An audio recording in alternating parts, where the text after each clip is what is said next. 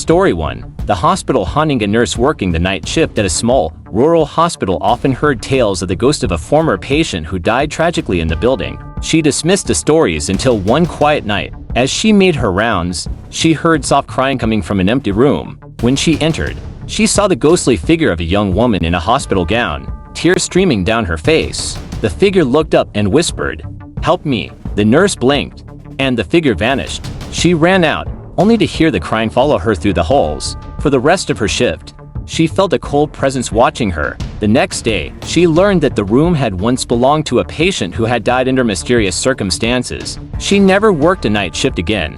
Story 2. The factory phantom. A security guard was assigned to the night shift at an old factory slated for demolition. He was used to the eerie silence and creaking machinery, but one night, he began hearing footsteps echoing through the empty building. As he investigated, he saw a shadowy figure darting between the machines. Thinking it was an intruder, he called out, but there was no response. He followed the figure to a secluded part of the factory where he found an old, dusty locker. Inside, he discovered a worn-out photo of a former worker who had died in an accident years ago. Suddenly, the figure appeared behind him, and he felt a cold hand on his shoulder. The ghostly worker whispered, "You shouldn't be here," before disappearing. The guard quit the next morning, leaving the factory's ghosts to their eternal night shift. Story 3. The library's dark secret. A librarian took a job working the night shift at a large, historic library. The library was beautiful but had a reputation for being haunted. One night, while she was organizing books, she heard the sound of pages rustling and saw a book float off the shelf